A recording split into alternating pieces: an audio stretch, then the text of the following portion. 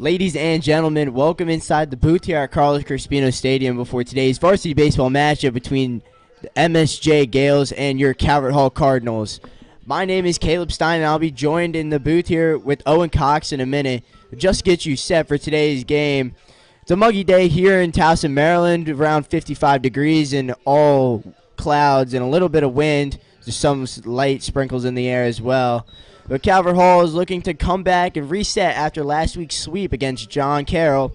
And MSJ comes in on a little bit of a heater, winning their last 2 of 3 against Loyola and also 2 of 3 against Gilman, and then sweeping Curley to begin the year.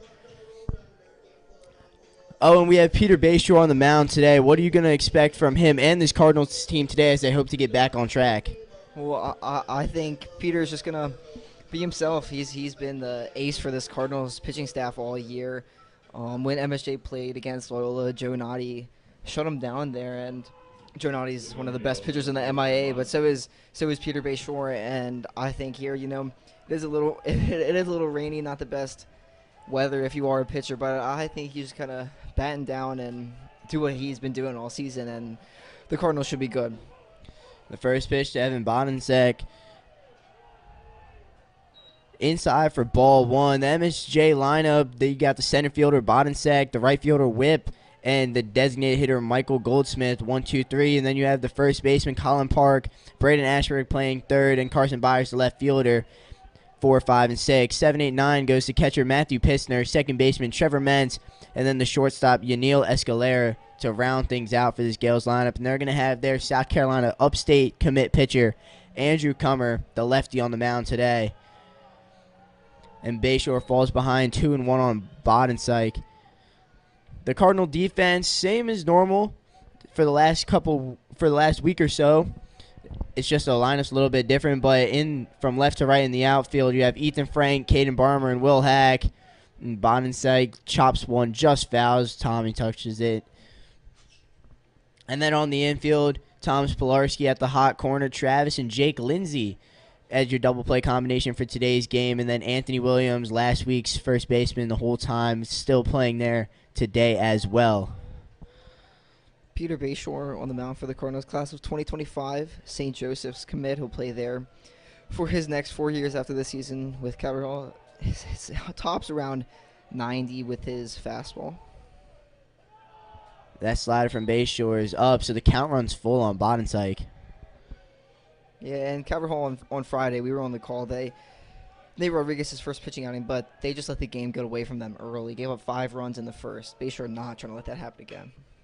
Bodensek rolls one over to short. Travis fields it cleanly and makes a throw over to Williams, first out of the inning.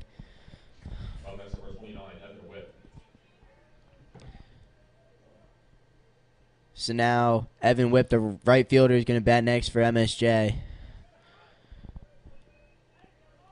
But Coach Kerr going with the more matchup favorite lineup today against the lefty pitcher, Cummer.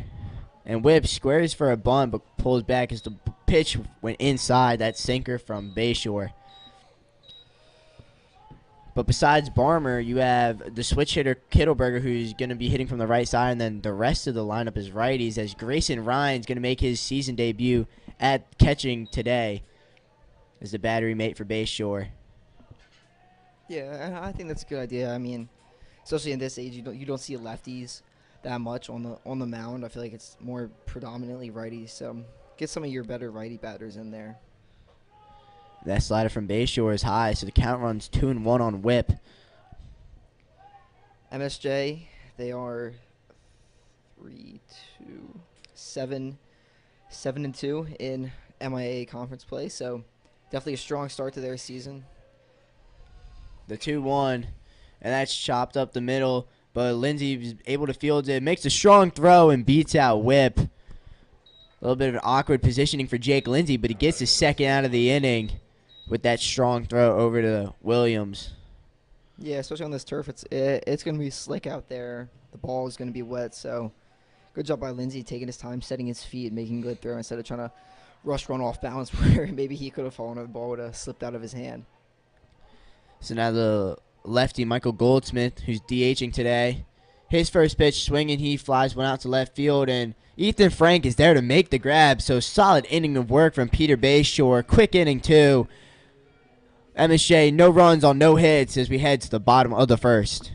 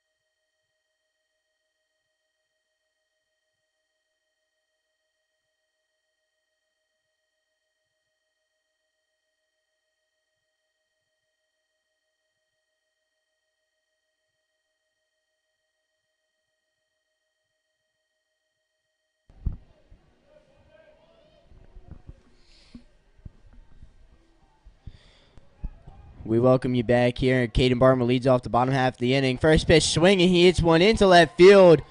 Caden Barmer is going to continue his hot streak at the plate so far. 1-for-1, first pitch single, and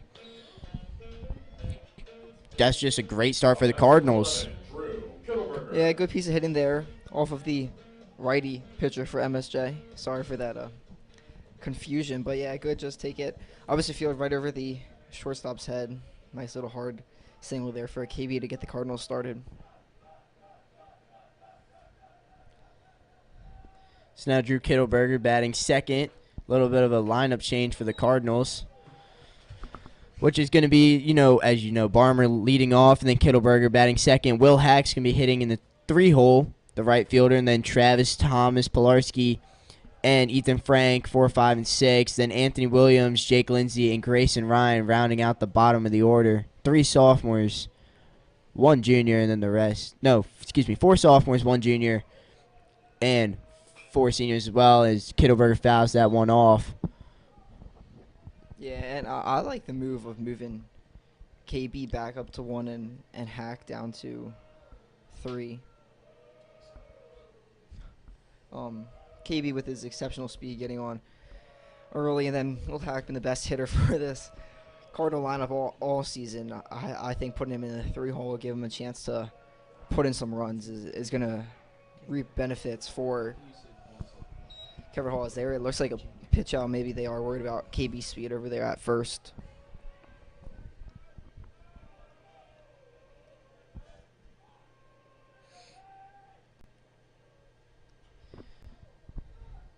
Comer falls behind Kittleberger 2-1.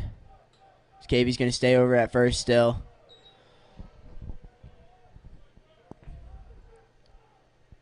Now, good hitters count. Maybe see a little hit and run. Wouldn't surprise me too much. Just want Kittleberger to put something hard on the ground. Get a runner in scoring position for Will Hack, who's on deck. So the 3-1 is going to be high, and that's going to be ball 4. Comer in that at bat just could not find the grip for his fastball. Now batting number 7, Will Hack.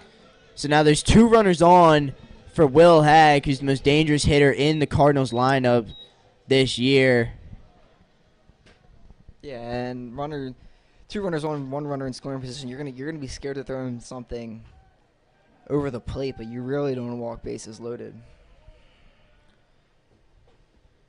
And that slider from Comer just high.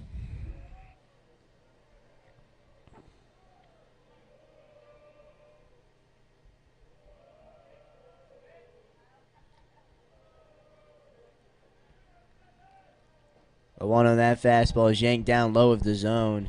Yeah, I mean, I'm sure with the weather, it's it's definitely gonna be hard to grip that ball and really locate where you want to locate on a normal day. Especially even the mound's gonna be slippery, the ball's gonna be slippery. Your cleats aren't gonna get you as much traction on this turf as you would hope or as you would want. So the 2-0 is fouled back by Hack off the grandstand.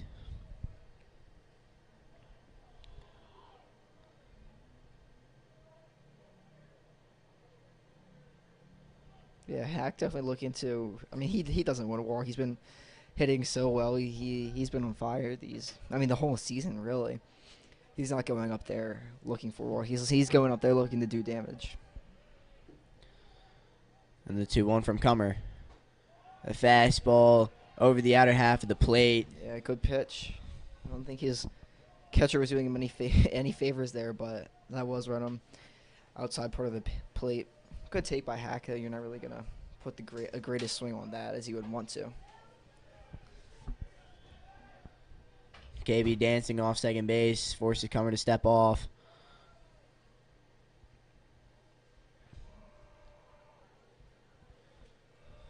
So the 2-2 is swung on by Hack, driven out into left field. He's going to make the catch. The left fielder, Carson Byers, makes a catch, but KB did not tag up. So that's going to be an F7 for Will Hack's first out of the inning. And they're still going to be runners exactly where they were, but now Travis Pites, the shortstop, is going to bat next for the Cardinals. Yeah, unfortunate there for Hack. Hard barrel-to-ball contact, hard line drive / fly ball, just right to the left fielder, really. Not catching any breaks there.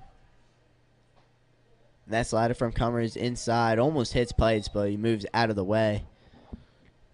I thought it did hit him, if I'm being honest.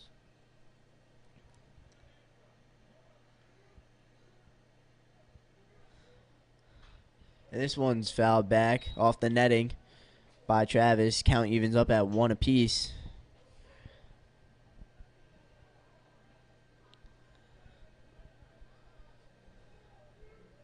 MSJ defensively, you have Carson Byers in left field, Evan Bodensyke in center, and Evan Whipp in right field. Then on the infield, Braden Ashburn at third base, Daniel Escalera at second base with his double play combination, Trevor Mentz, and then over at first base, the senior Colin Park.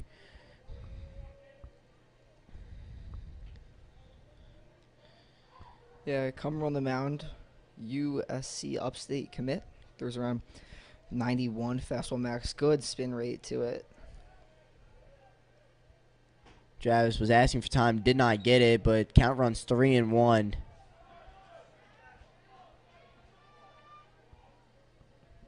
Yeah, definitely a hitter's count here. Again, runner scoring position, one of your fastest, if not your fastest guy on second base. A good piece of hitting here brings him in. This one's yanked for ball 4. So the runners were going to advance anyway. But now you have bases loaded and 1 out for Thomas Pilarski. Up next, number 22, Thomas Pilarski. And if you're Coach Curry, you're super happy about the situation so far right now. You're getting Andrew Comer's pitch count up, drawing a lot of walks, and now you have bases loaded for one of your best contact hitters, guy that will drive in a run any way he can, Thomas Pilarski. Yeah, Comer just really hasn't been able to locate much of anything so far. The one out he got was hard contact to Will Hack. So Thomas swings and misses through that fastball. And the Gales defense are going to have Ashburn and Park playing up on the green part of the turf. Any ball hit to them, they'll be coming home. And then any ball up the middle, they're going to try and twist the double play. But Thomas sends one into center field, sends back Bodenstank a little bit, but Barmer's going to be able to tag up, and Calvert Hall is going to take the 1-0 lead in this game off the sac fly of Thomas Pilarski. Good piece of hitting there, got the job done, drove in the runner. Yeah, that's all I needed to do. Just hard, good piece of hitting, like you said. Hard fly ball, dead straightaway center. KB easily scores on that. So good job there by the Cardinals to get ahead early. Something they did on Wednesday against John Carroll didn't pan out for them well, but they had to lead a lot of that game. So now the junior Ethan Frank, the left fielder, is going to stand up. Still 2 runners on as Kittleberger's over on second and Travis is standing over at first. Yeah, and still speed on second for the Cardinals. Kittleberger's still one of the faster guys on the team. So, again, a single might bring him in. As Frank cuts through that fastball, and with 2 outs, the runners will be going. So, going on contact, maybe a light single into the outfield, anything really to the outfield should score Kittleberger out to second. Yeah, good pitch there, just located outside, hard fastball. The slider there from Comer got under the bat of Frank, so the count runs 1-2.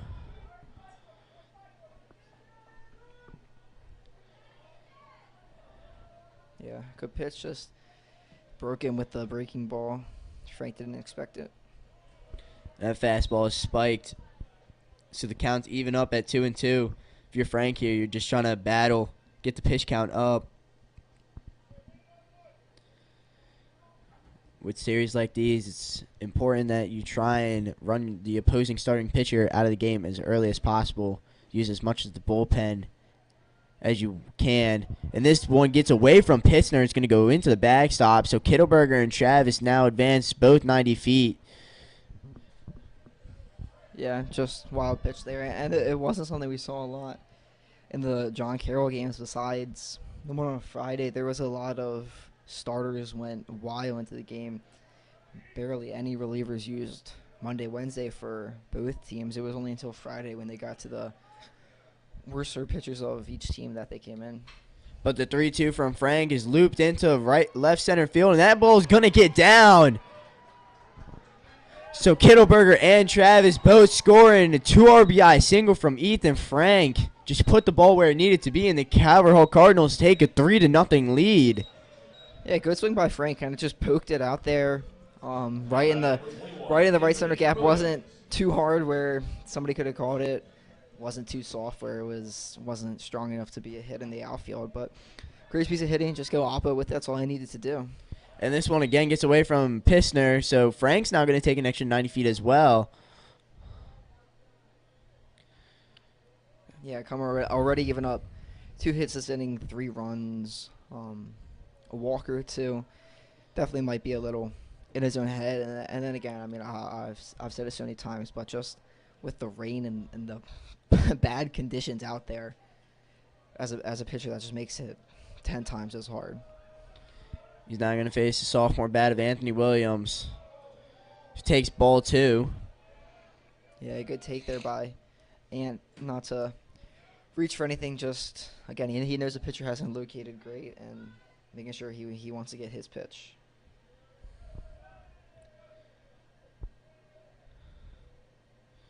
The 2-0 from Comer. That fastball is going to be called right at the thighs on the outer half of the plate. Yeah, good. Again, outside fastball, just located right where it needed to be.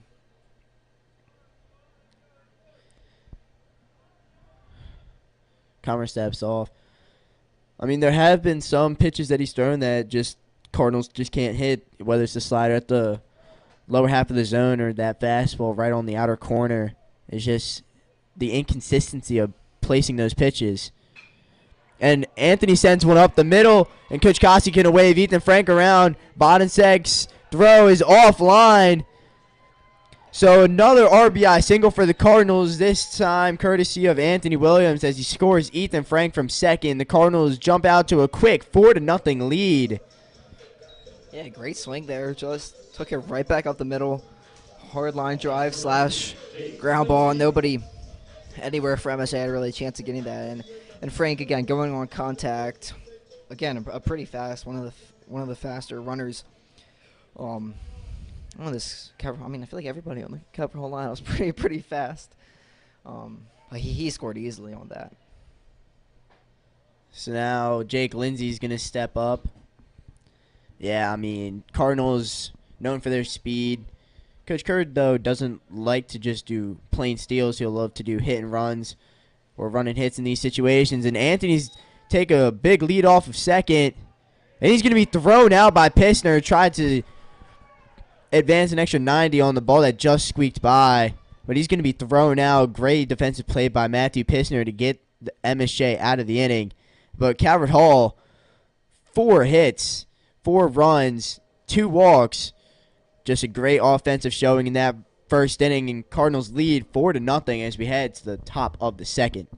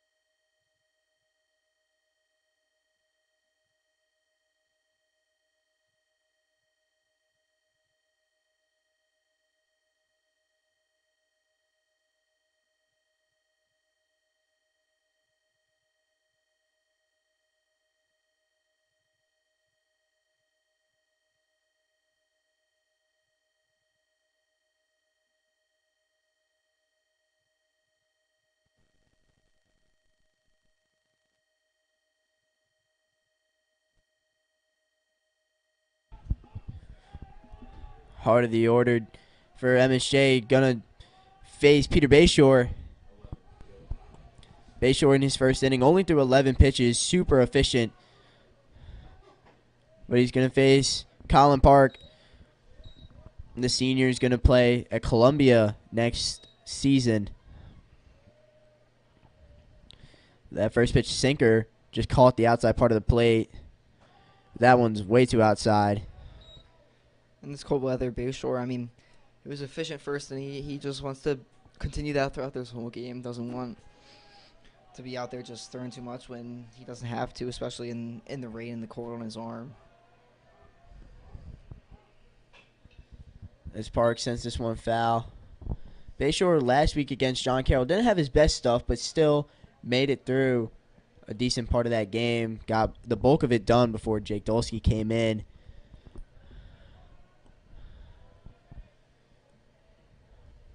The 1-2. Chopped foul again by Park.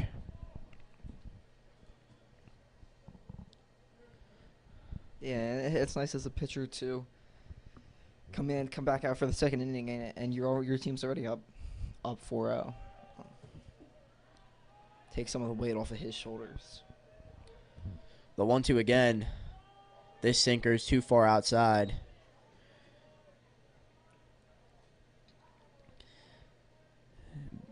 Bayshore's got mainly the sinker slider and then an occasional four-seam fastball in there. And Park sends this one. It's just drifting foul. It's going to hit off the facility.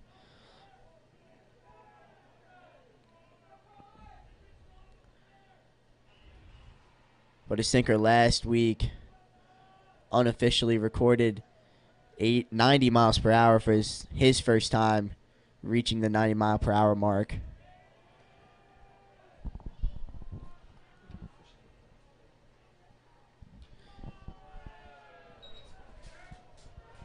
But that slider is called high for a ball, so the count runs full on Park. Yeah, good at bat by Park. Fouled off a couple of pitches just to stay alive. And the 3-2, he cuts and misses. Colin Parks, first strikeout of the day. Yeah, good pitch by Bayshore, located outside part of the plate, just right on the edge. Park just swung right through it. Sure was hoping something got more over the middle of the plate. That pitch had lots of late life, but now the third baseman, Braden Ashburn, is going to step up. First pitch sinker he sees, called for a strike inside part of the plate.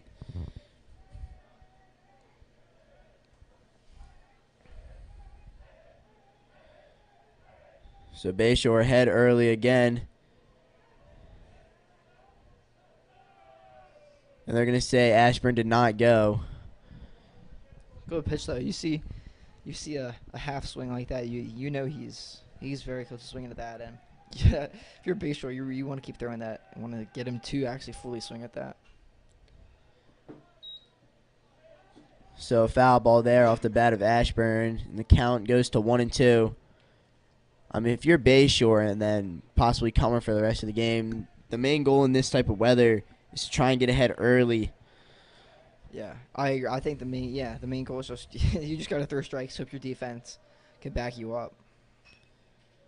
Another half swing from Ashburn, and this one goes foul off the fence of the picnic bench area.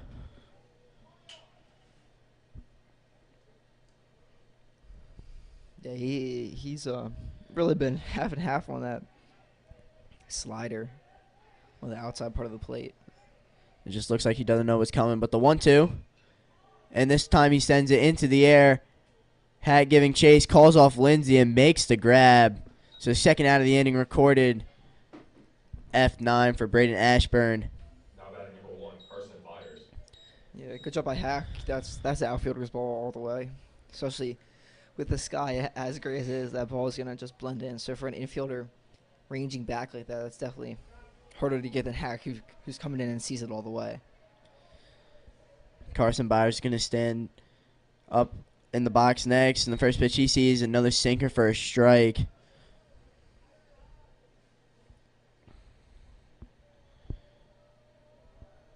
Peter right now looks like he's in complete control and command of his pitches.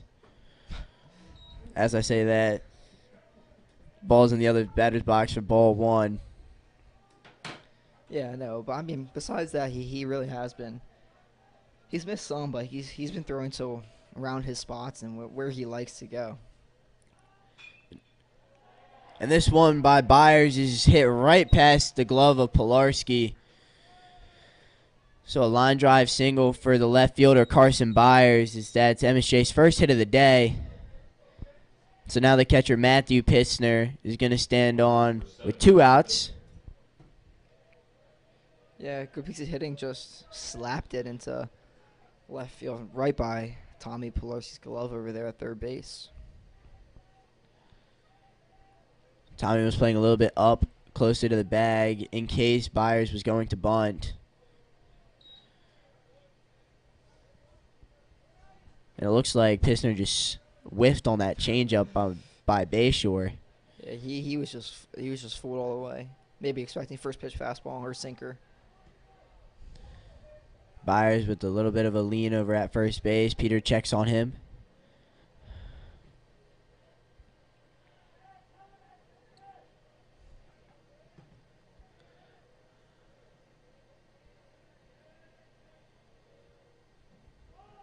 Byers not going there, but that sinker is spiked. Yeah, good job by Grayson behind the dish just to keep it there. You saw MSJ had a couple, maybe 3 or 4 pass balls last inning that allowed the Cardinals to advance an extra 90 feet. Bayshore throws over again on Byers.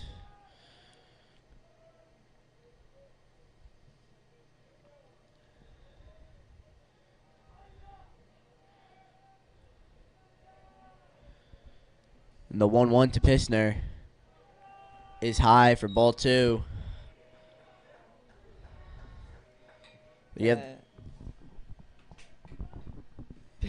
Bayshore just doesn't want to let Byers over there at first get in his head too much.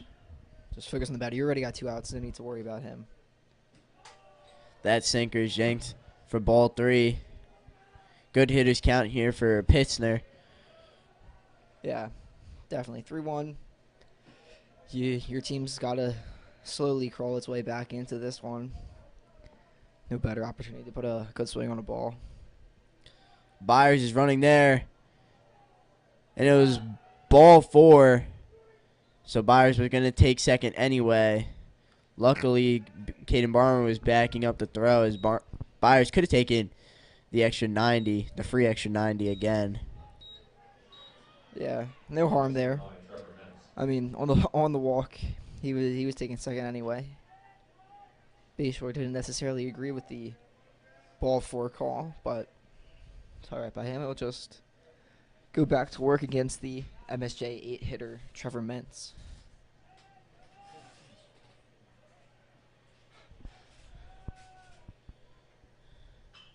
And Mentz skies this one up on the infield. Travis Pites is under it and makes the grab. So Bayshore has another clean inning of work. 1 hit by Byers and the walk by Pittsner. MSJ strands 2 runners. But now 9-1-2 coming up for the Cardinals in the bottom of the second. Still up 4-0.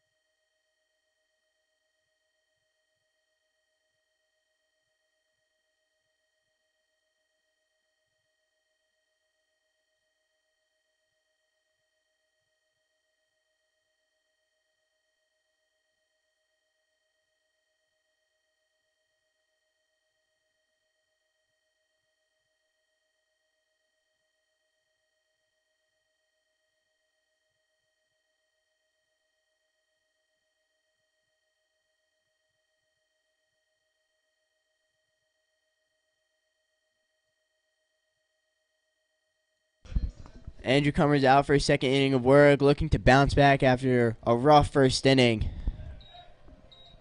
And he's going to face Jake Lindsay, who chops the first one foul. Yeah, Jake Lindsay with a bat 1.5 now, as he was up to bat when Anthony Williams got caught trying to advance on a pass ball. And we were talking about it up in the booth. It looked like Anthony might have been safe as the throw was a little offline. That slider from Cummer lands for a ball. And it was just the tag by the second baseman, Mentz, that had to reach over. Yeah, I believe that slider was actually called for a strike. Good placement outside part of the plate. So the count's now 1-2 on Lindsay. Yeah, Lindsay been playing off and on between him and Clark Mileto over at second base. Clark's been playing more recently. Lindsay there with the good take. Did not go chasing for that slider from Cummer. Yeah, good pitch. That's probably very similar to the one that was called for a strike earlier. Great take there by Lindsay. This fastball is just sent up high into center field. And the Evan Bonensek makes the catch. So Lindsay is retired finally. And so now Grayson Ryan is going to come up in his second at-bat of the year. His first one coming in the scrimmage against LaSalle, but making his catching debut as we assume Braden Wolf is getting a rest day. That fastball from Comer lands outside part of the zone. Again, he's just going to fill the outside part of this plate against these Cardinals hitters. Yeah, and the umpire's definitely been generous, giving both pitchers outside corner and inside corner calls when they can locate. I mean, obviously, if it's like a horrible pitch, you won't call it. But those that are on close to the edges of the plate have been more called strikes by this umpire.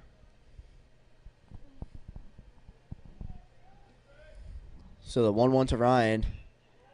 He chops this one foul, fielded cleanly by Coach Koski over at third base. Yeah, Grayson Ryan definitely, from what I've seen him hitting, he's definitely more of a pull hitter. Pull tendencies, loves to try to yank something down the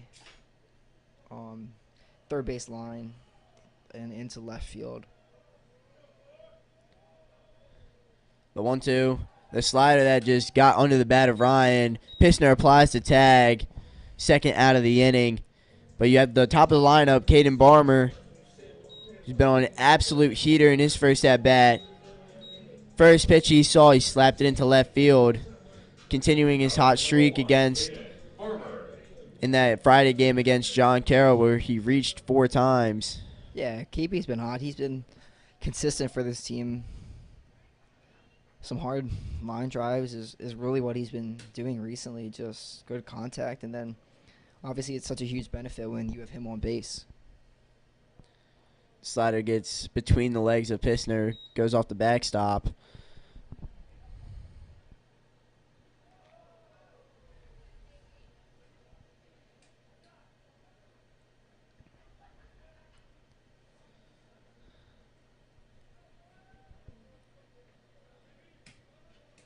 KB trying to start it off again.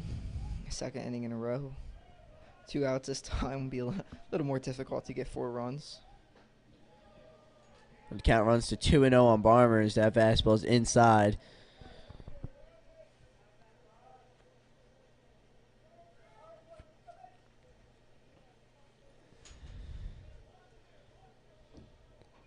And now the count runs 3-0 on Barmer. I assume when you're up 4-0 and you've noticed that Comer has not been able to locate his pitches, on 3-0 you're going to be taking the whole way. And he does. Yeah, I didn't think there was any way he was going to swing there. I mean, if he wanted to swing at a pitch, that probably would have been the one, but I assume he would have had the red light from Coach Kerr over in the dugout. So 3-1, still great hitters count. And this one's ball 4, so Barmer reaches again, second time today. 5-pitch walk and a 1-pitch single. So now Drew Kittleberger. Yeah, and good job by KB. He doesn't reach for anything, doesn't expand his zone, just looking for his pitches in his wheelhouse that he could put a drive to, and he didn't find any of them that he really liked to, and now he gave it over to the 2-hitter in this Cardinal lineup. Kittleberger walked his first time. That slider from Comer still hasn't been able to locate that pitch consistently. Yeah, I mean, Comer looked good the first 2 batters against Lindsey and Ryan. And Barmer's running, so a pitch out here. Pissner makes a throw down, and the throw is in time. Yeah, great throw. Second runner gunned down by Matthew Pissner behind the plate. Caden Barmer was caught stealing. Kittleberger's now going to lead off in the bottom of the 3rd, but 1 base runner as the walk in the inning, and then Cardinals are still leading 4-0 as we head to the top of the 3rd, and Peter Bayshore is back out there looking strong as ever.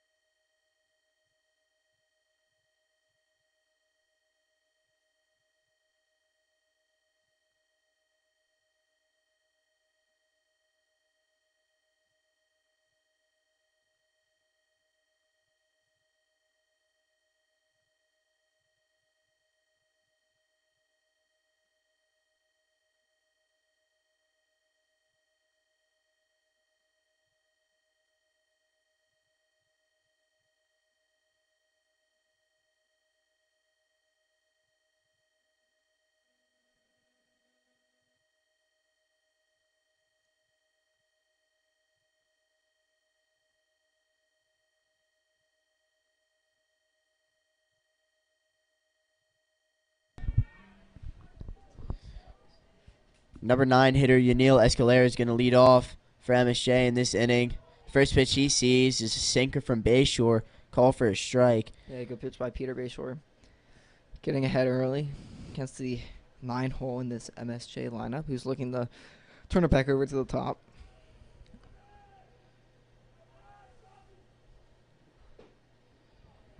And Escalera is going to see another sinker for a strike. Yeah, good pitch. I thought they could have been a little low. Good frame job, though, by Grayson Ryan, just bringing it back into the strike zone.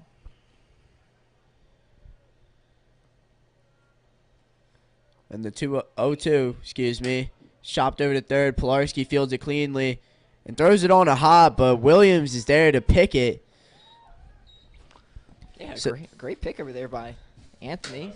Not usually a... Only his 4th game at first base, and he's been making plays over there. Yeah, definitely some great picks. Something you really wouldn't expect to see. No offense to Anthony, but somebody who really just hasn't played first base much in their baseball career. So good to see over from him. So Bodenstank takes that slider for a strike, and you see Bayshore smiling a little, knows that the umpire gave him a free one there. Yeah, again, this umpire is calling outside to righties and outside to lefties.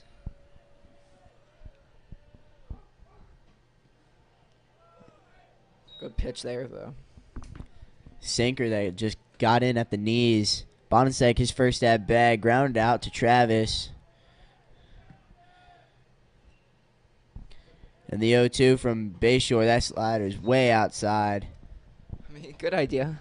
Just a little too far outside there by Bayshore.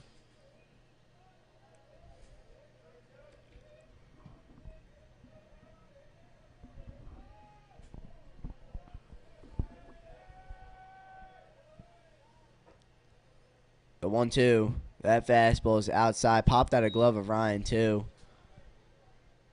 I might go back inside if I was Bayshore here. MSJ batter definitely setting his sights outside. Just kind of surprised a little bit inside, maybe inside fastball. The 2-2, that slider. On the inside part of the plate, strike 3 called. Bodenstank did not like the call, but the umpires given very generously to the pitchers on the corners. Yeah, it was. Bayshore did go inside. Curveball or slider, it looked like that just broke right over that inside corner of the plate. Good pitch for him to get it to 2 outs here at the top of the 3rd. Great call by you, Owen, and that one's called for a strike again. Bayshore's been super good so far with delivering first pitch strikes to these MSJ batters. Starting the counts behind makes them a little bit harder to reach base.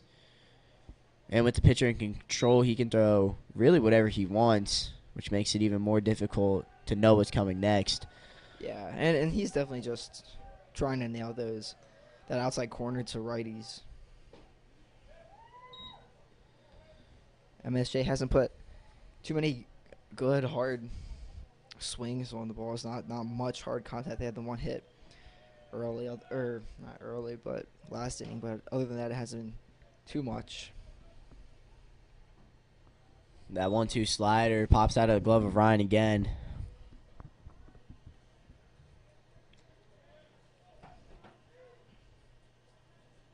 Again, if Bayshore sets him up outside, he can hit him inside. And Evan Whipp goes down swinging. 2 strikeouts in the inning. All 3 Bayshore strikes out the side. Still churning along so far. Super efficient in this game. And Andrew Cummer's going to come back.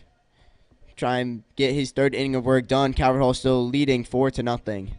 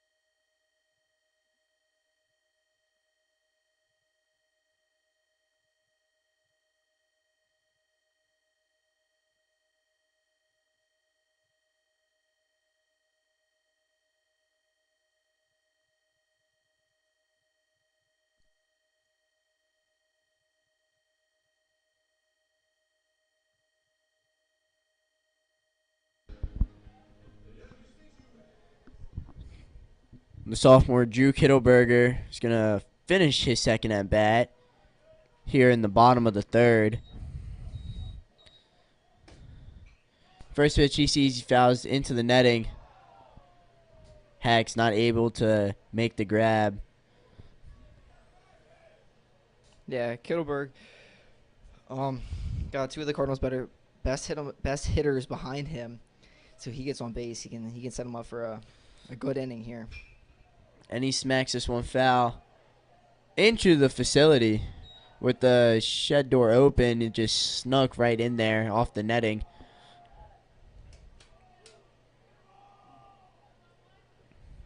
So Kittleberger falls behind 0-2.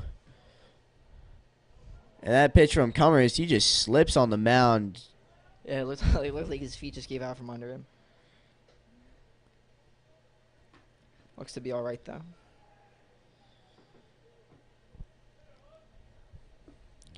Yeah, this turf gets super slick with just a little bit of rain. Good pitch. But a good pitch from Cummer. And he gets Kittleberger to strike out on the slider. So the first out of the inning. Yeah. But now he has to face Will Hack. Up next, number 7, Will Hack. Yeah, it looked like Drew Kittleberger was just expecting fastball there. Didn't really see the break until it was too late. Just snuck right by him. Good pitch there by Comer to get the first out of the inning.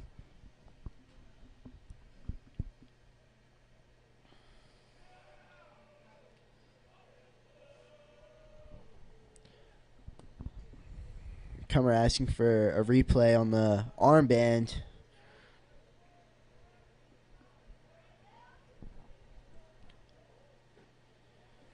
Hack takes the first pitch, slider for a strike.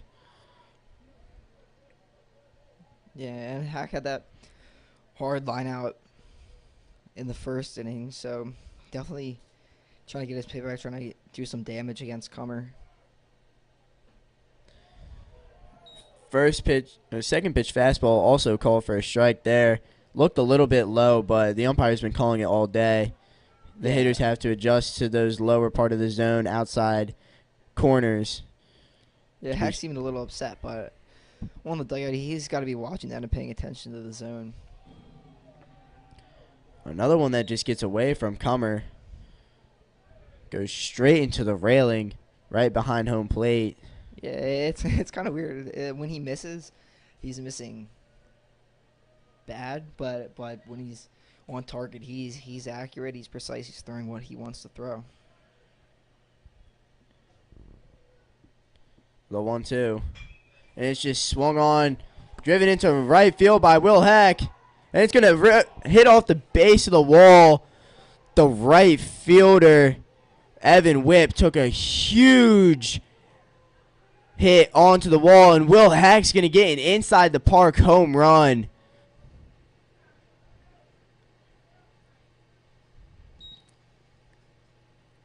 I mean, Evan Whipp was just going all the way back, and when the ball hit off the wall from Hack, he just ran with it. Whipp was down the whole time, so the center fielder Bodensyke had to be able to run over and make the play. By that time, Hack was able to run around the bases for an inside the park home run. Yeah, looked like right fielder just thought he had a chance to catch it, so he was basically running full speed. Barely missed his glove, and he just didn't realize where the wall was, and especially on this turf field. I know it's different colored out there in the warning track, but it really doesn't feel any different when you're running on the whereas usually if you're playing on dirt or something, you can feel like, oh crap, I'm on the dirt, I gotta slow down. Turf field, he might have just lost where the fence was.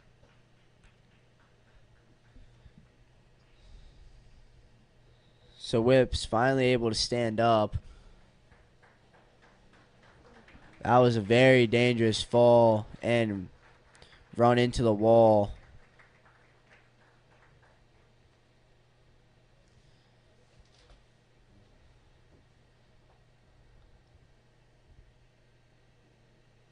Yeah, good to see him walking off, though.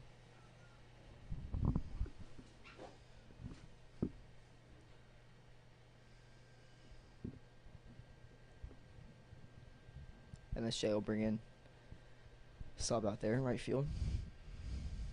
It looks like they'll have the junior Colin Harrison go out into right field.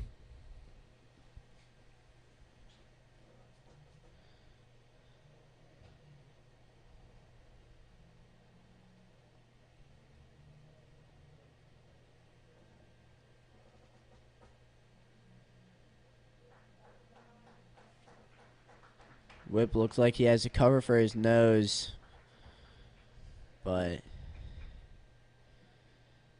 hopefully he's going to be okay.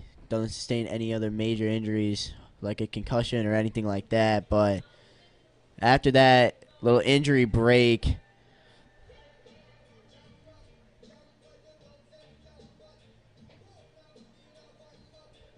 Travis Pites is going to stand up next. Travis Pikes.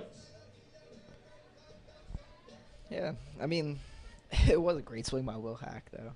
Hard opposite field fly ball. I don't think any right fielder playing there is going to make that catch. And Comer lands that slider for a strike on Pites. Yeah, good pitch here. And if you're Comer, you just really can't let that get to your head too much. Just got to stay dialed in. Great pitch there from Comer. Got a little sword there from Pites. Yeah, Trav, I don't think was expecting that. I think was expecting fastball. Travis chops this one to third base, and the third baseman, Ashburn, can't make the play. Kind of the quick hop on him on this quick turf, and he just wasn't quite ready for it, so Pite's going to reach on the air by Ashburn. Yeah, and when the turf is wet, the ball kind of can skid on it, so Ashburn just wasn't expecting that over there at third base. So Thomas Pilarski, he's 0 for 0 on the day with the sac fly in the first inning that scored Caden Barmer. Yeah, Tommy showing bunt. Definitely could. He's one of the ones on this Cardinal lineup that you really could expect to put down a bunt and put down a pretty good one. Instead, he chases through that off-speed pitch from Comer.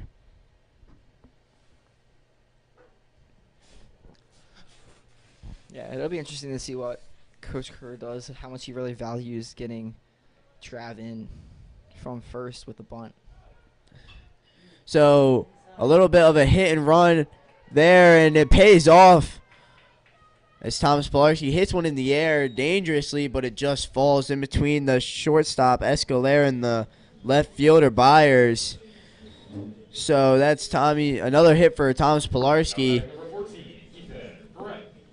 And now there's runners on first and second for Ethan Frank, who has the 2 RBI single in the first inning as well. Yeah, just a little bloop hit there for Tommy right in the little Bermuda Triangle over there in left field, but it does the job. Gets 2 runners on for Frank. And Frank cuts and misses that first pitch from Comer. Another good opportunity for the Cardinals. You have 2 runners on, one of them in scoring position with just 1 out in the inning. Yeah, if you're Frank, you definitely want to see if you can move him over or bring him in. So he does try to move him over as he chops it to Ashburn, who's going to just step on third base. Yeah, it could have been a double play there, but he would have had to give up. I don't think he would have gone Frank over that first. So it just takes the lead runner, gets out at third, makes it 2 outs now for Comer. So now Anthony Williams, his first at bat, he singled right up the middle to score Ethan Frank. Yeah, hard ground ball first at bat.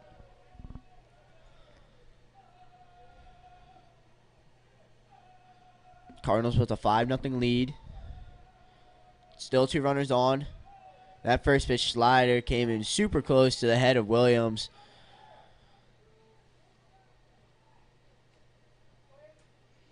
Yeah, Anthony over at first.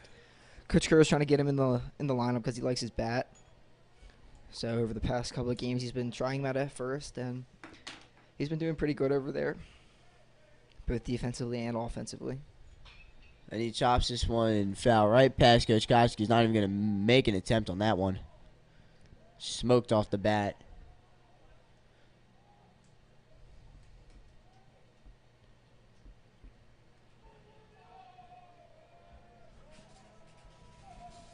So the count's 1-1 on Williams, who sends one high into left field. This one's just getting foul off the facility. Yeah, that's when you could truly say if it's fair, it's gone. He destroyed that ball, sadly. Just pulled it a little too far to the left of the foul pole down there in left field. Good swing, though, but now 1-2 count. He's got to protect, find a way to get on base here.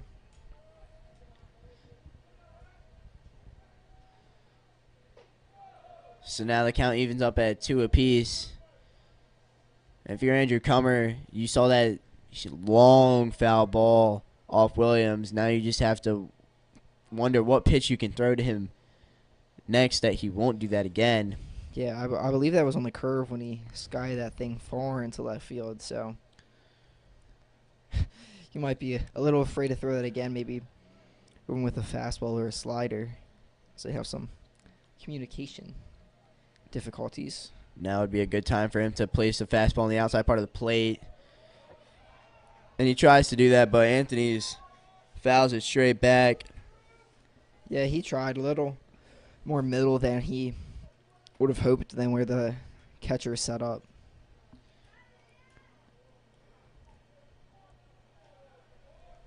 So the count's still 2 apiece.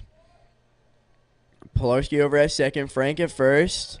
And that slider is low and away for ball 3. Yeah, good job evening it up. 3-2, 2 outs. The runners should be moving. So, again, a single here might even bring in 2 with them already on the move. And the runners were going. And this one gets away from Pistner again. He's got to be a little bit careful as Pilarski rounds third. But Anthony's going to reach for the second time today as he draws the walk. Now the bases are loaded for Jake Lindsay. Yeah, Lindsay, we talked about earlier, hasn't been in the lineup too much.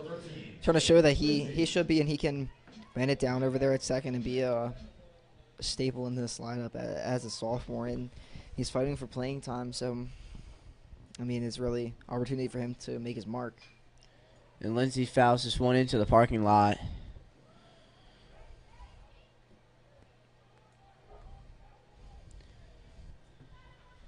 When we talk about how the cold and wet weather affects the pitchers, it also does affect the batters. If you catch it off the wrong part of the bat, it's going to hurt your hands and sting a little as well.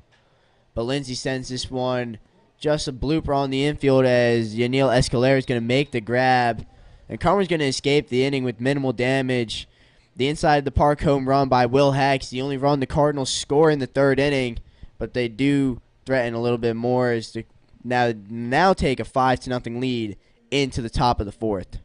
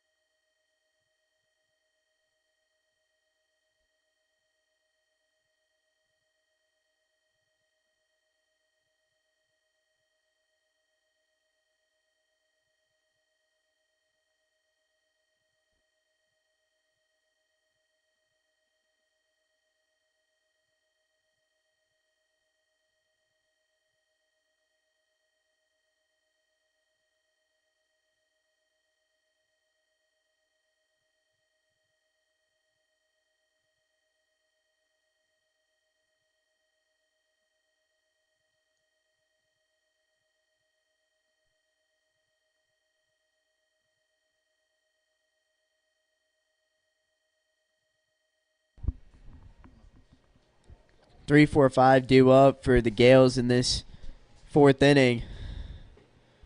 Designated hitter Michael Goldsmith's going to lead things off against Bayshore.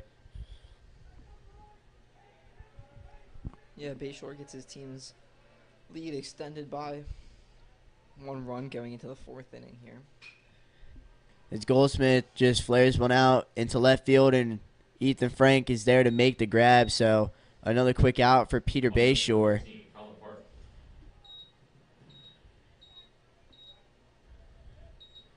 Bayshore only at 48 pitches now through 3 1/3 innings, 29 of which are for strikes. So good efficiency from Bayshore, but the one guy who had a long at bat against him was Colin Park. Yeah, Bayshore's been productive today. Hitting his spots, doing pretty well. 3 strikeouts out of his 10 outs. And Park's going to send one over the glove of Lindsay. So Colin Park has a base hit into right field. Just MSJ's 2nd hit of the day against Bayshore. Yeah, good piece of hitting.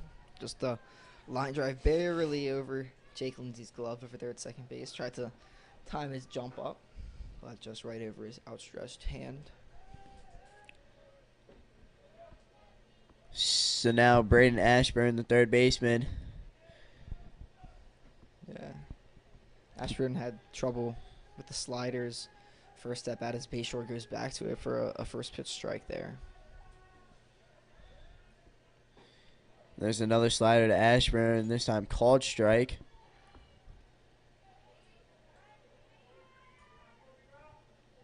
Yeah. I don't know why you wouldn't throw anything besides the slider, unless you assume he's just going to be expecting it.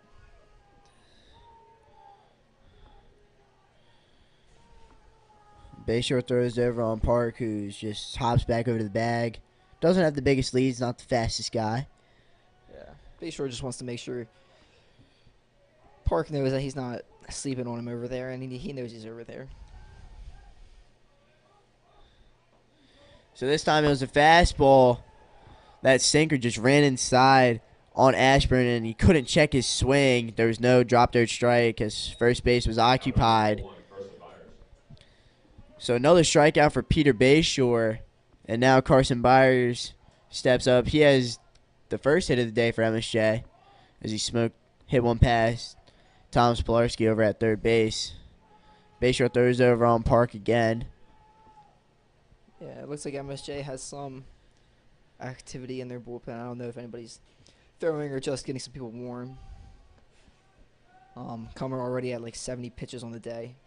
So we may have seen the last of him. Maybe they sent him out for a little bit more.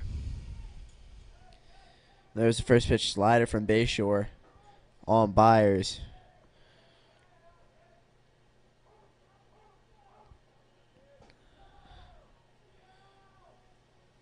That sinker's outside. Evens up at the count.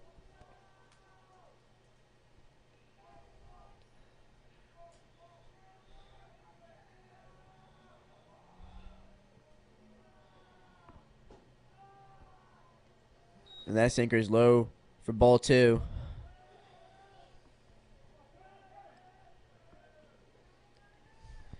Yeah, Bayshore so far, he's been attacking the hitters he's faced. Only giving up 1 walk in 3 2/3 innings. The 2-1 for Bayshore. Yanked inside. Park couldn't advance. Great stop there from Ryan behind the plate. Yeah, on Friday night here against John Carroll, Carroll had a lot of pass balls and wild pitches, it seemed like, that allowed John Carroll to take a bunch of extra bases. So Byers draws the walk as he's going to reach for a second time today. And now Pissner's going to come. Matthew Pissner, the catcher for MSJ. He's going to have his second plate appearance. He drew a walk his first time up. Also the goalie of the hockey team at MSJ.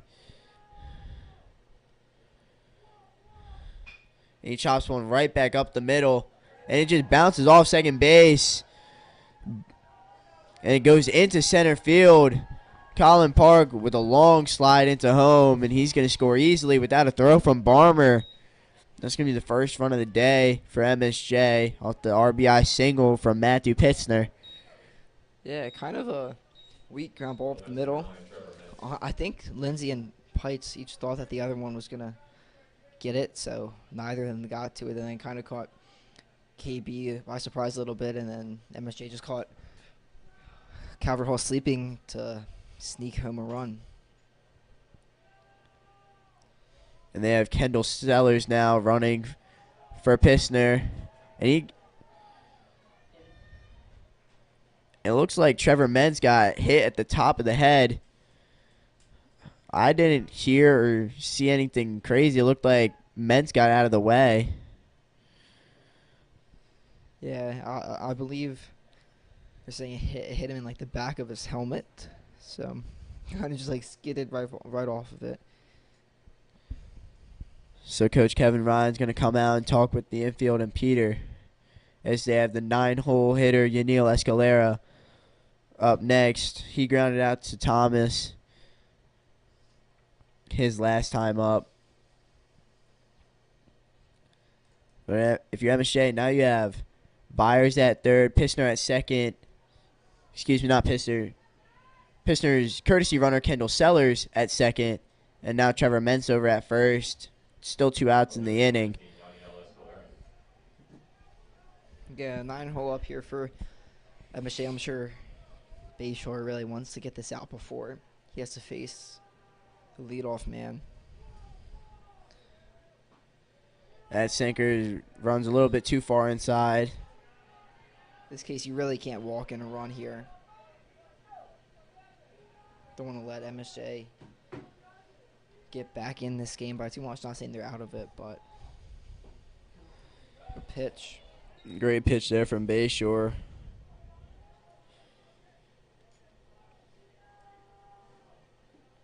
The pitchers in this game need to recognize the umpire's strike zone. He's going to give you that call on the outside part of the plate. You might as well just hit him there. It's also a really hard pitch for hitters to reach and get good contact on. Yeah, Bayshore went right back to it with the slider.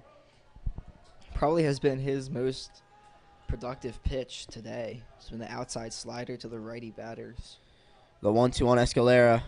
That slider called strike 3. Peter Bayshore works out of the mini jam as Escalera goes down looking. So 2 hits in the inning for MSJ, 1 run. But Cardinals still lead 5-1 as we head to the bottom of the 4th.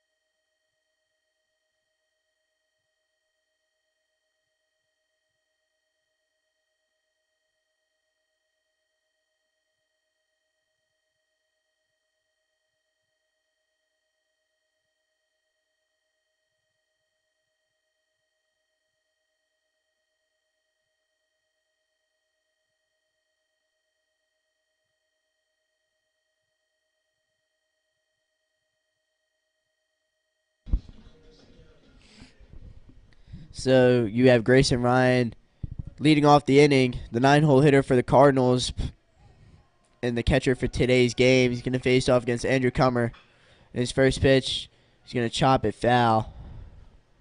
Yeah, the Cardinals gave up 1 run in that last half inning, trying to get it back here with the bats. always in baseball. You never know what can happen. So always getting a cushion or getting an extra run is such a big advantage. That fastball is just a little bit low, or maybe a little bit too outside. Yeah, I like the spot though. Again, Grayson hit two. I believe he's hit two foul balls down the third baseline. So again, like I was saying earlier, definitely a pull hitter. I would try and attack him outside.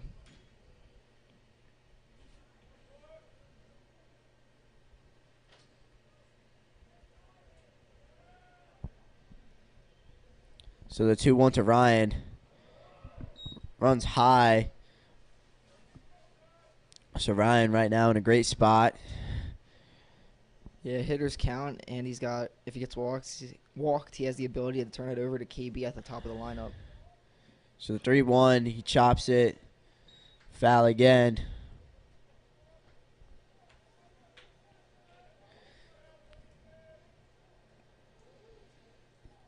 3-2 now. Comer probably on his last legs here. It's probably his last inning. Grayson sends this one high on the infield. And it looks like Andrew Comer is going to be the one to attempt to make the catch. He doesn't come up with this, so Grayson's going to reach on the fielding error by Comer. But he's going to get the courtesy runners. Luke Kreiner's now going to run for Ryan. But it turns the lineup over to Caden Barmer. Next, number 1, Caden Barmer. Yeah, and no offense to Comer, but usually that's why you don't let your pitchers try to catch pop-ups. I feel like usually you just let your third baseman or shortstop come in and grab that one for you. As well as Comer had to deal with coming off the mound and going around it. Barmer trying to lay a bunt down the third base side, but couldn't quite make it. Pissner back picks Luke Kreiner, but he gets back in time as well. So after all that, counts just 0-1. Yeah, KB, if he can get a good bunt down with his speed, he could definitely bunt for a hit. He's not going to try it here as he takes that slider over the plate for strike 2. Yeah, good pitch, just sorted outside, Berg over the outside corner of the plate. So now bunt's definitely out of the question. And the 0-2 from Comer. The umpire says that fastball is just inside. Looked like a good pitch from here. Yeah, I thought it was good. He said it was inside. I thought it was over the middle of the plate, but I'm sure KB is grateful. This time the slider goes inside, so the count evens up at 2 apiece. Yeah, that one was definitely inside. Kreiner, courtesy runner over at first, has great speed.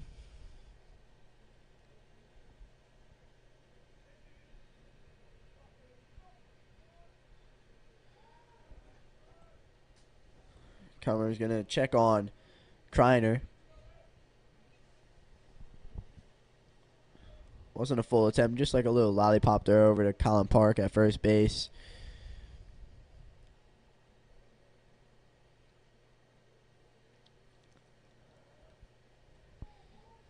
But the 2-2 to KB swung on and fouled off onto the practice fields. Yeah, good job by KB just to protect. Keep himself alive here, give him another chance to advance. Kreiner get himself on base.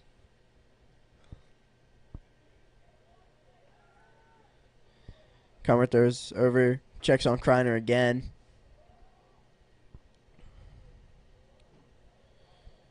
Things have been going well for KB recently. And Kreiner's on the run. And another attempt of a pitch out by Pissner. And that's his third runner thrown out.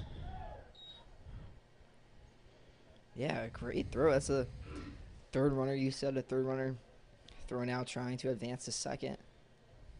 I thought Kreiner had a good jump too. It might have been a pitch out. It was a fastball outside part of the plate, that easy throw down and an easy tag. I don't know about easy, but Good throw down, good tag. Yeah, that's the second time it's happened too. When Comer notices that the runner is going, he throws his fastball. It almost looks like a pitch out, but you're just not quite sure. But then Pistner with the strong arm behind the plate has gunned down 3 Cardinal runners today.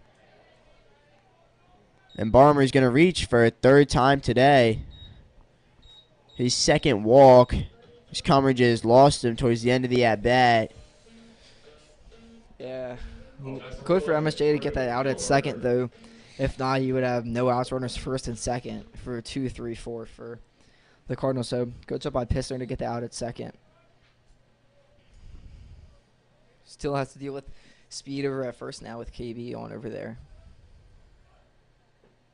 That slider from Comer is low for a ball, but with Pistner gunning down 3 runners today, I'm not expecting Coach Kerr to be any more aggressive on the base paths.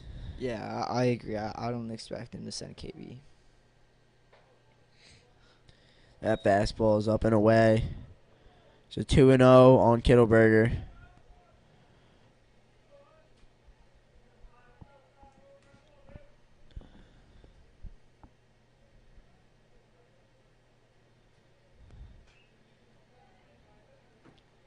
And this time he fouls it off, and Hack is able to make the catch. Yeah, Kittleberger was ready to swing there. He was hunting fastball. That's what he got. He just could have put it on play. Good timing, though. Comer's at 89 pitches, 47 for strikes. So, about 50-50. Barner with a huge lead off first, just makes it back in time. Yeah. 50-50 out of Comer. Not great, but in this weather, you'll take it. That fastball is outside, so the count runs to 3-1 on Kittleberger, who already has a walk today.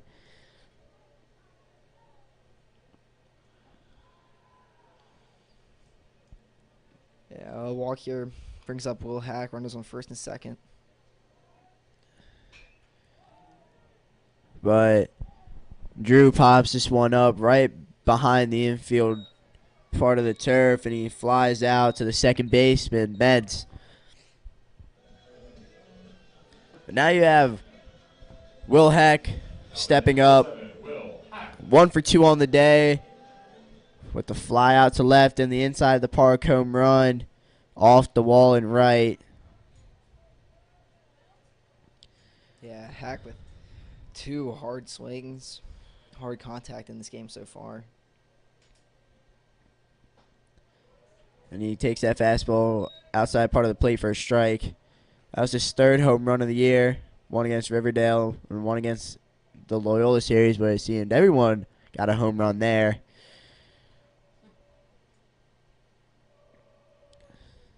The 0-1, that slider just chops foul off the fence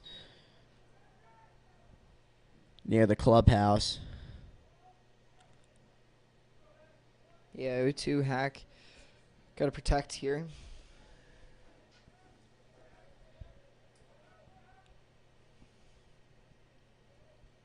Wouldn't surprise me if in a situation like this they did send KB. He fouls that. Another slider straight back.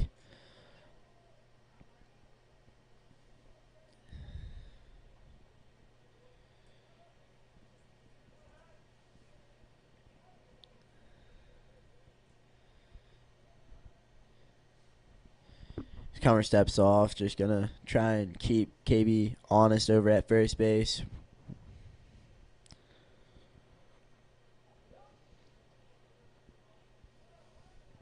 And the 0-2 from Comer.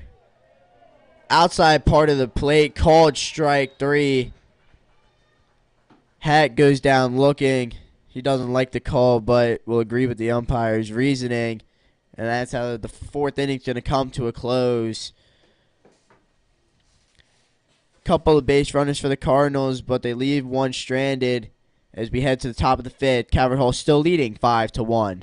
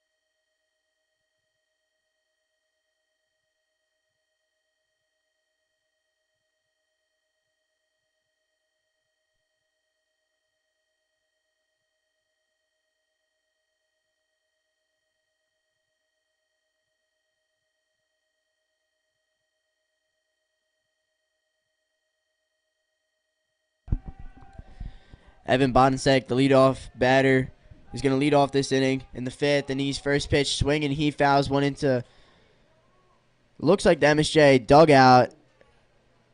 And Ryan is not able to make the catch as it's just over the railing. Yeah, luckily everybody got out of the way in time. Just went straight into where the railing is. I think Coach Kerr is saying they could have moved out of the way. But I don't know. I think they were fine. That's a hard catch for Grayson to make anyway, especially with him not being an everyday catcher. But the 0-1, great slider there from Bayshore. Yeah, great pitch. Just get the swing and a miss out of the gale.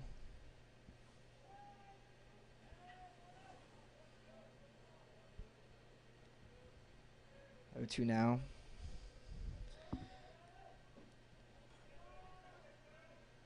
Ryan popped up like it was a strike, but just a little low on Evan Bonensek.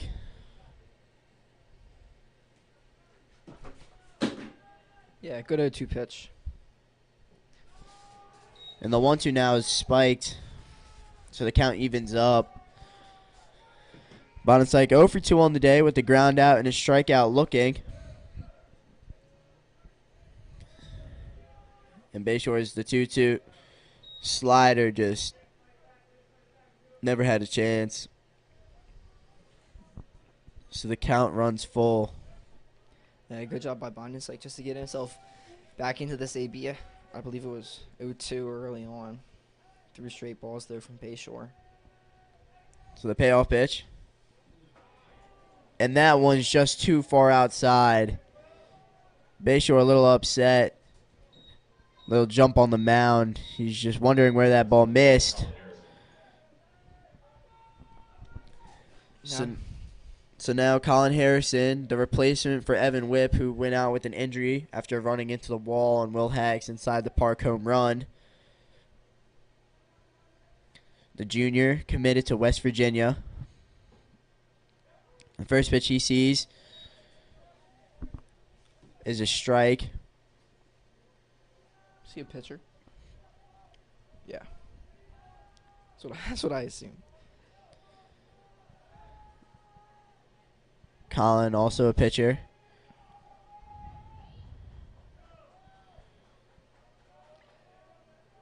Bayshore hoping to get through 5 innings of 1-run ball here. And Harrison just cuts and misses through that changeup from Bayshore. Bottom just absolutely dropped out of it, and it's 0-2 quickly. 0-2 Bayshore. Looking for a double play here. Maybe he'll throw something off speed low. Hope to get him to roll over. The 0-2, that slider's called for strike 3. Harrison knew it immediately and just headed back to the dugout. So now Michael Goldsmith, the designated hitter, is going to try and move over the runner Bonensek. 1 out in the inning still. Yeah, good pitch. Perfectly located. Outside corner there by Bayshore. Bayshore throws it over. Bonensek back in time safely.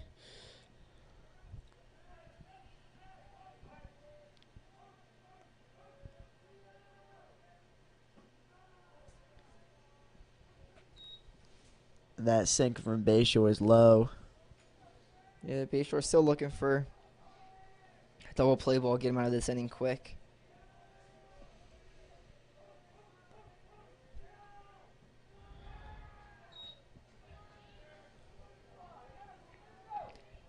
And Bayshore falls behind quickly 2-0 to Goldsmith. Yeah, Bayshore seems like might have lost some of his accuracy this inning. I mean, he is facing the top hitters of this MSJ lineup. And Goldsmith throws over to second base. Lindsey is able to get the force out at second, but no chance for the double play. Yeah, great pitch by Bayshore. I mean, that's exactly what he wanted. Relatively weak ground ball to second base. Looked like the ball just got stuck in Lindsey's glove. Couldn't make the turn fluidly, and that allows only one out instead of the two that Bayshore was hoping he could get. So now Colin Park is next up. 1 for 2 on the day with the single into left and a run scored as well as a strikeout his first at bat. Yeah. And he fouls this one straight into the dugout fencing. Yeah, Parks put together some of the better ABs that we've seen out of this Gale squad. I'm sure he's hoping to do it again, tighten up this lead that the Cardinals have.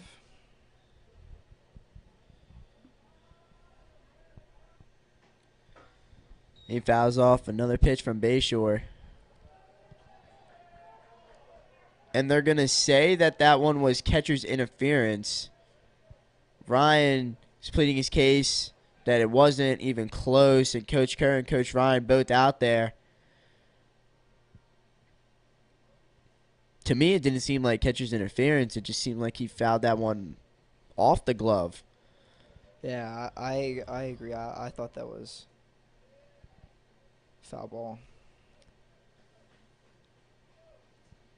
Guess the umpires are in agreement. So they're going to give Park first base on the questionable catcher's interference. Now the third baseman, Braden Ashburn's up. 2 outs in the inning. Runners on first and second. Bayshore just trying to get through 5 innings of work for another appearance. That slider's called for a strike. Yeah, Bayshore's got to operate again with runners on first and second. Really just still got to stick with what he's been doing all day. He's been productive, putting pitches that he likes. Just unlucky to get that catcher's interference against Park. Would have been 0-2 count.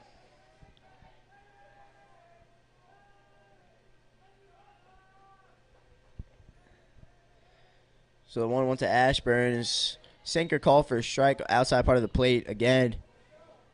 I feel like I just keep saying that over and over. But these pitchers have just adjusted to the umpire strike zone and are feeding all these hitters outside. Yeah, and if it ain't broke, don't fix it. No need to change it when it's working.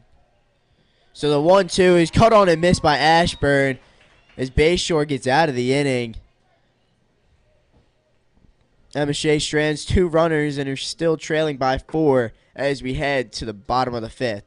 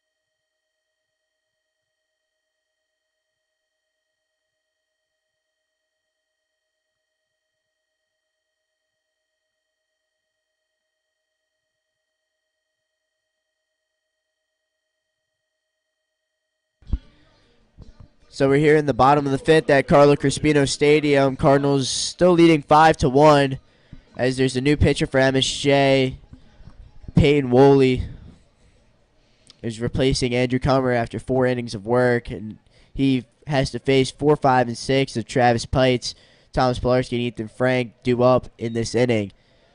Yeah, Comer with a okay outing for 4 innings. Yeah, 5 earned runs, 5 runs total, 5 hits and 5 walks, so series of 5s for him.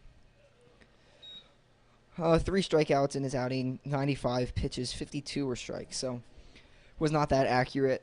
Holy trying to change that a little bit and throw some more strikes here for the Gales.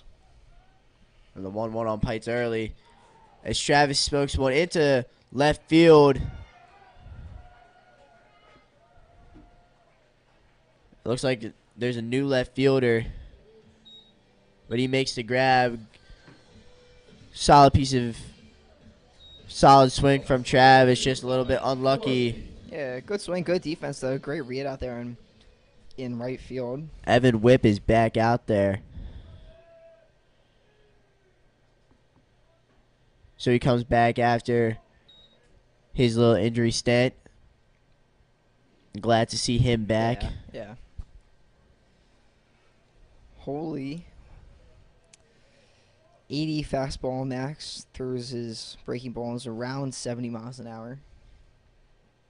Maybe a little slower. He falls behind 2-0 on Thomas Pilarski. Cardinals face a similar seamed pitcher, John Carroll, who threw relatively slow.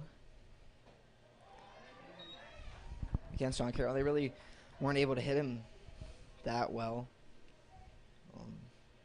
which is just interesting to see. But when you go from 90 to 80, that's a big difference. You got to change your mindset totally as a hitter. And Holy early has been relying on his breaking balls. Yeah, and Holy, maybe he might slow it down a little bit, but if he can find the zone more than Comer, that'll be a good. And Pilarski rips one down the third base line, and that's a fair ball. Pilarski's going to head it into second, safely standing up as Thomas is now 2 for 2 on the day with a single and a double, plus his sac fly. Yeah, good day for him. Just a hard ground ball. Snuck fair of the third base bag for a stand-up double. Got a runner in scoring position here for Frank.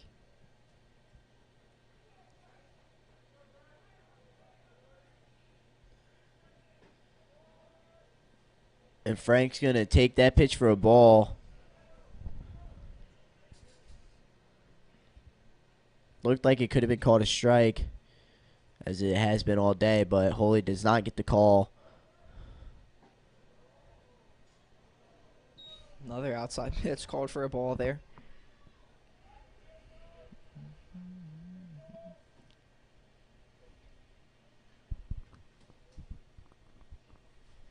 So Holy falls behind 2-0 on Frank, like he did Pilarski.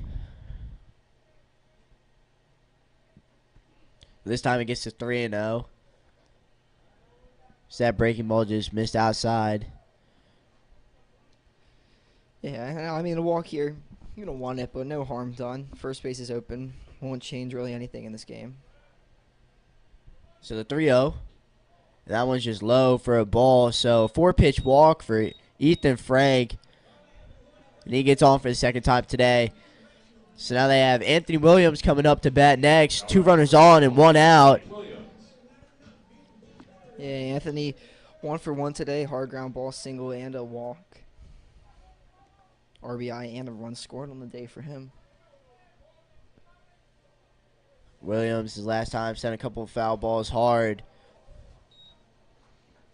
He fouls that one back, too. Yeah, good swing on that one. Just believe a little under it to hit it back into the net, protecting the stands here.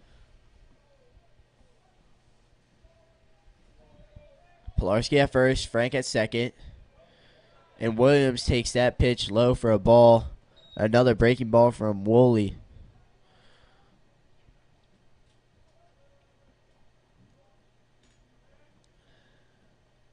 runners were going. It looks like Williams just missed a hit and run signal as he swung very late in disappointment of himself. And that's Pister's fourth runner gunned down today as Pilarski is caught out at third.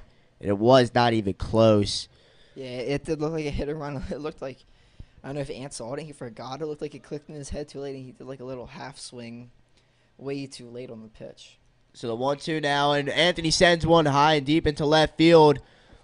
And the left fielder's going back. Carson Byers makes the grab. So another good piece of hitting by Anthony Williams, but just a little bit unlucky. Great grab by Byers. And Holy gets out of the inning unscathed. And that's how the fifth inning's going to come to a close. So we're heading into sixth, and Peter Bayshore is still out there looking to finish another sixth inning outing on his season.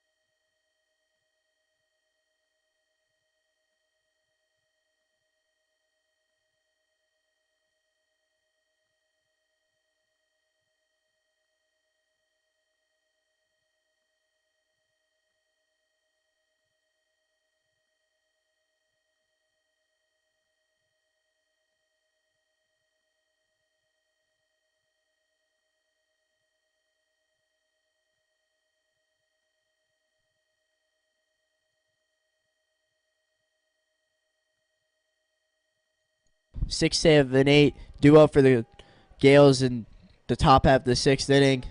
Carson Byers is going to lead off. That first pitch taken for Bayshore is low for a ball. Yeah, Bayshore back out there. Looks like the Cardinals have Jake Dolsky throwing in the bullpen, so definitely ready to provide support if Bayshore were to need it. I'm sure he would have a short leash here as Bayshore's already at 84 pitches. Definitely don't want to leave him in there for too long. It's a long season. The Cardinals really do need him. And the 2-0. But I think Coach Kerr and Coach Ryan would love if they could get 5 to 6 innings of work at a Bayshore every Monday and then have Jake Dolsky come in and finish it off. Yeah. Only 2 pitchers on a Monday sets a great tone for the rest of the week as Byers sends one into left field, and that's going to get down. Frank has to chase it all the way to the wall, and he's going to not be able to make it there in time as Byers has a leadoff double in this sixth inning. And that's how Bayshore's day is going to come to a close.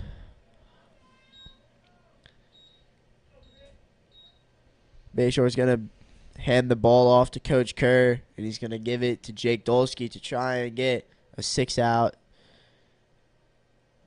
The rest of the 6 outs in this game. Yeah, Bayshore with a good outing today, like usual. 5 whole innings pitched, 4 hits, including the one he just gave up. 1 run, 1 earned run. It could change. And excuse me, it's not Jake Dolsky. The Cardinals are running a double bullpen with Clark Mileto coming out.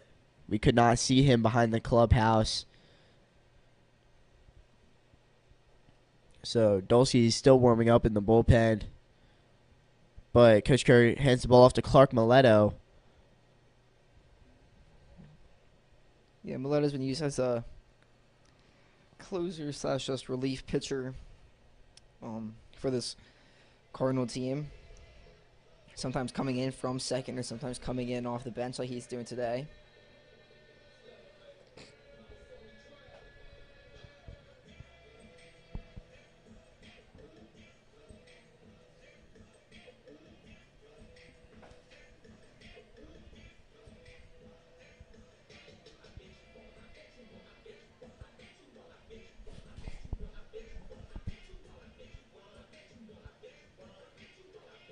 Now pitching for the Cardinals, number 6, Clark Mileto. Mileto, the senior, committed to play at Roanoke College for his next 4 years of his baseball career.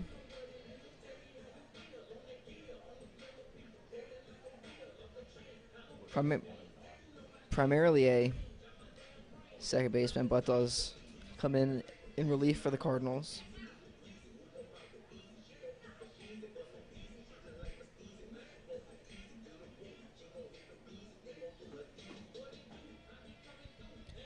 First batter he's going to face is going to be Matthew Pissner. In other MIAA conference news, Loyola played Curly today. They lost, or Curly won 8-2 against the Dons. Curly's been pretty good this year. They beat Spalding, but MSJ had, I believe, they swept Curly.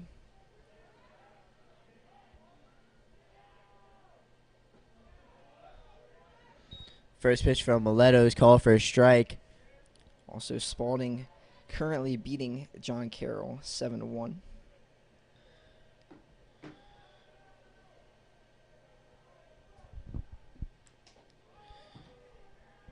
And that off-speed pitch from Mileto never had a chance. Slipped out of his hands a little. Yeah, Mileto trying to keep the runner at second. Not put any more runs on Bayshore's stat line.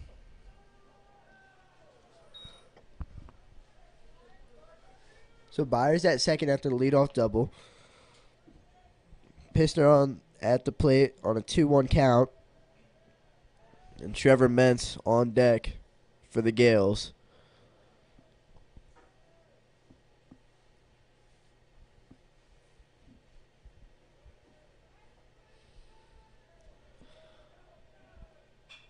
And Pissner sends this one high into foul territory. Williams cannot make the grab as it is over the fence. Yeah, good effort there by Anthony, even though he had no chance of getting that one. 2-2 count now for Clark. Strikeout here does a lot of good things for him on the mounds.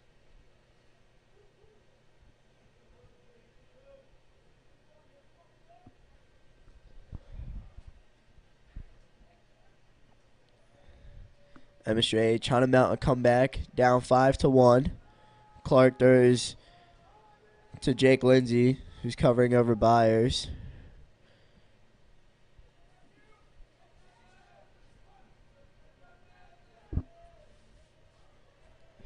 And the 2-2, cut on in, miss. Clark gets a strikeout of Pissner. So that's the first out of the inning. Yeah, good pitch. Inside fastball, it looked like that Pissner just swung right through. I guess maybe couldn't catch up to it being on the inside part of the plate. So now the second baseman, Trevor Mentz. He hits one right to Travis, who fields it cleanly, makes the throw on a hop to Williams, who makes another good play at first base. Yeah, not looking like somebody who is not a... He looks like somebody who's a primary first baseman over there with his picks and how he's been playing defensively. After his recent showings, looks like he might be the primary first baseman for this team moving forward. Yeah, that would not surprise me with the way he's been hitting and playing defense over there.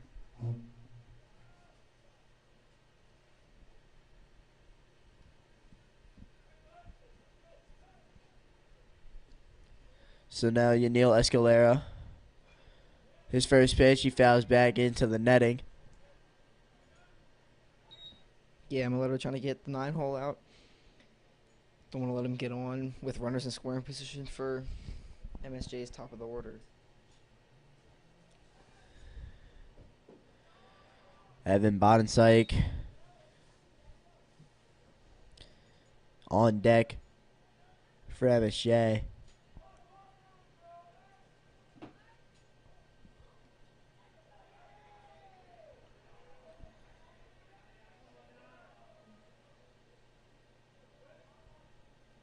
A 1-1 from Clark is called for a strike.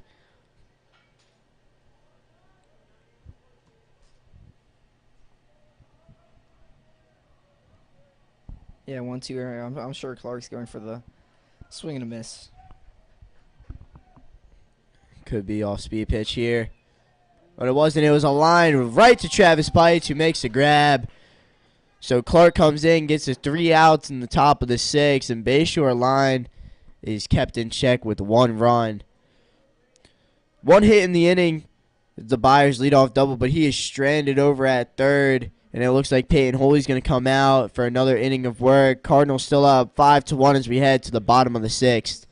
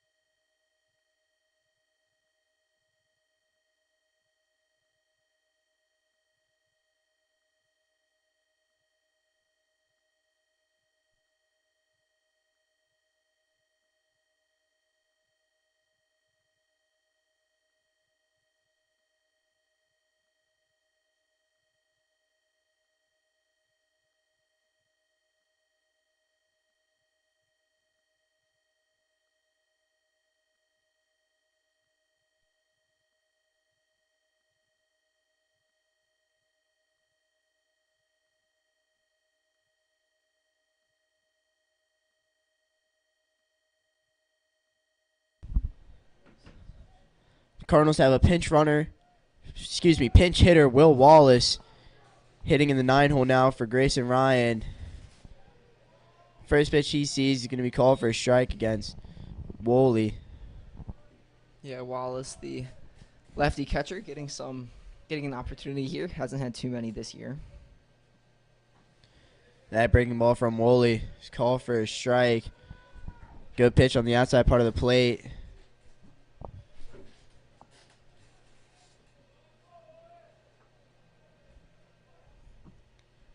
So Wally down 0-2, and he cuts and misses, and Pistner is going to throw down to Park to complete the strikeout.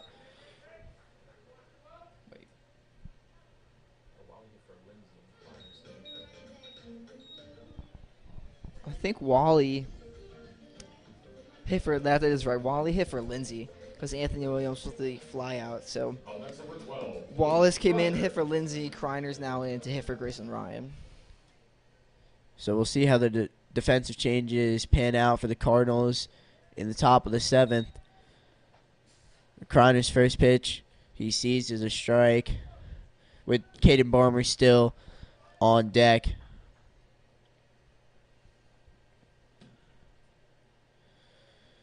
Yeah, Kreiner, another one who hasn't had that many opportunities with a bat this year. He's had a lot of time on the base pass as a pinch and courtesy runner for Coach Kerr's team. The 1-1 from Woolley. Is that a breaking ball that lands in for a strike? Yeah, I thought that was a little outside. Good frame job, though, by Pistner behind the plate. Bring it back in for the umpire. So now Kreiner's down 1-2. When, he just swings and sends it into left field, and Byers is there to make the catch. A little bit of an emergency hack there, but makes good contact. Yeah, not a bad swing. Opposite field, line drive, fly ball. Strike to the left fielder. Farmer. KB back up, trying to continue his hot streak, his on base streak he has this game. KB is reaching every single at bat so far with 2 walks and a single. First pitch he sees from Woolley is down for a ball.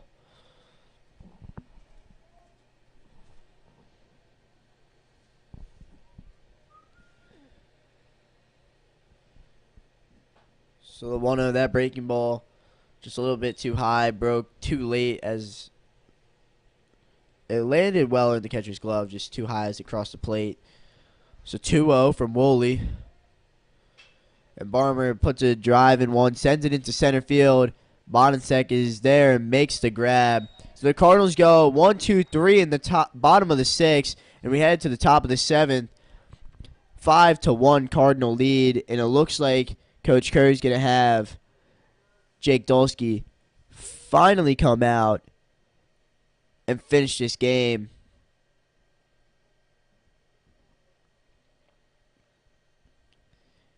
And the defense for the Cardinals is going to stay the same.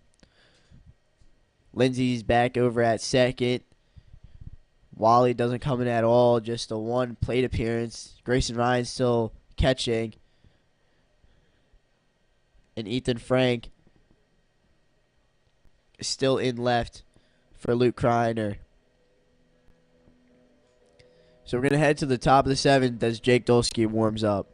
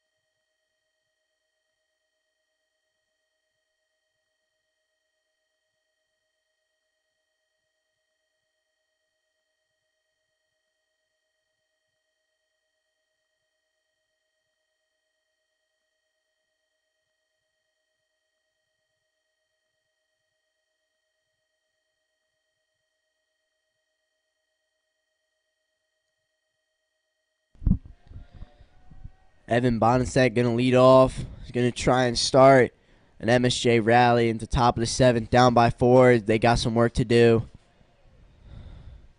especially against a good pitcher like Dolsky, who's going to come in for the last 3 outs of this game. Clark Mileto in his last inning of work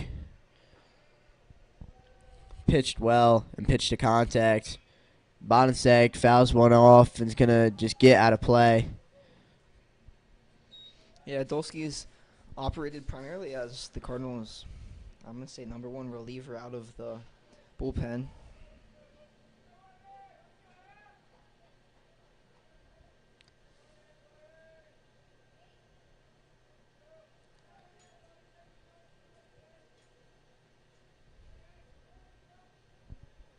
The 1-1 from Dolsky.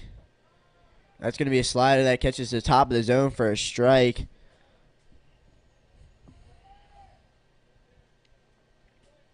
Yeah, Dolsky's been pretty good this year. Struggled a little bit at DeMatha. He didn't have his greatest stuff, but he's settled into himself as he gets a half-swinging strikeout there. The home plate umpire is going to call Bonensek out himself as he knew he went around. Good sword there from Jake Dolsky on the slider as Bonensek goes down swinging again. So now Evan Whipp's back in the lineup now. After his crash into the wall, Colin Harrison only needed one at bat. And Whip then now goes down for a bunt. Doesn't pull back in time, so strike one on him now too. Yeah, interesting situation to go for a bunt. I mean, maybe he just thought he could bunt for a hit. I mean, I obviously that's what he thought. And this time he chops it over to Thomas Pilarski, who sets his feet and makes a strong throw over to first. Anthony Williams does not have to pick it. And the Gales are down to their final out. Michael Goldsmith here, their last chance. Yeah, Dolsky been good the past two batters. Quick, efficient, effective. Got one more to face.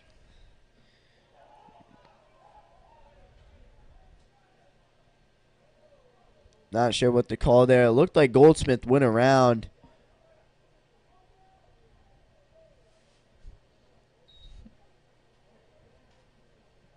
Coach Kerr thought he went around too, but the umpire and the two-man crew over on the first base side could not read it well. So Goldsmith gets away with one. That's strike. There's a strike from Dolsky. Yeah, that looks very similar to the last pitch. It is hard, though, for a two-man crew, like you said. There's no umpire on third base. You can get a clear view of a lefty's swing path. So 1-1 from Dolsky, and that fastball spiked. So Goldsmith's ahead 2-1.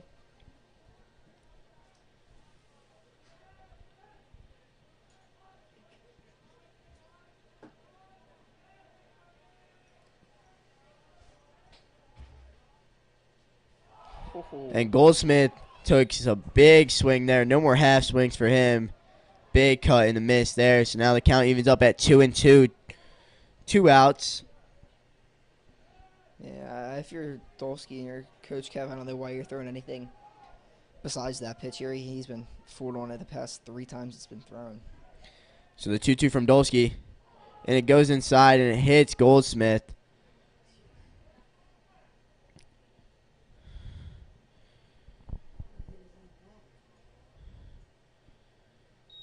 He looks super shaken up. That one hit him right in the leg. Huge bat toss over back to his dugout, too. Yeah. Oh, I thought he was about to throw it in the dugout. Dolsky did go back to that same breaking ball, just obviously not where he wanted to throw it. Yeah, Jake wanted that one down, but left it too high up, and it was able to run in so much that ended up hitting Goldsmith. And they're going to call in for a pinch runner on him.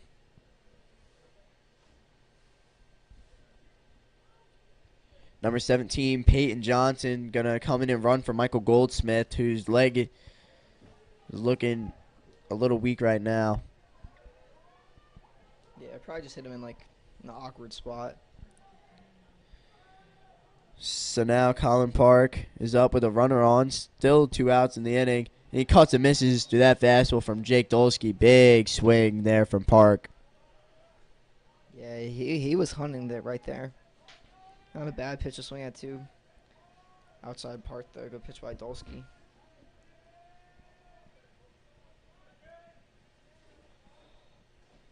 Another big swing from Park. Yeah, Park was swinging out of his shoes there.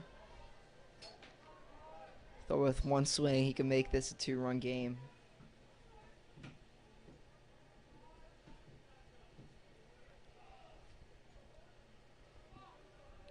So Dolsky gets ahead 0-2 on Park. Arguably MSJ's best hitter so far. And that one's fastball, strike 3 called. And that's how this game's going to end. Grayson Ryan on the throw around, threw it all the way to the wall. So Calvert Hall bounces back after their series against John Carroll with a 5-1 victory over MSJ. Calvert Hall final stat line, 5 runs, 11 hits, 0 errors. MSJ with 1 run, 4 hits, and 2 errors on the day. Peter Bayshore had another stellar outing pitching. And MSJ, after that first inning, their pitching was also really good, locked down as well. Next game is going to be Wednesday at 4 p.m. at MSJ, and then we're back here Friday night at 6 p.m. Oh, and any final thoughts on the game? No, I think Calvert Hall just did good. Get on the board early and often. In the first inning there, 4 runs. And then other than that, they just let Peter Bayshore and the pitching staff carry them to the win. Good all-around team win for the Cardinals. MSJ will be looking to get their revenge on Wednesday at their home field. Yeah, it was a great game calling with you, Owen Cox. Always great to be up here. But that's going to be all from Carlo Crispino Stadium. From Owen Cox and Miss Kathy Baker on the camera, I'm Caleb Stein signing off.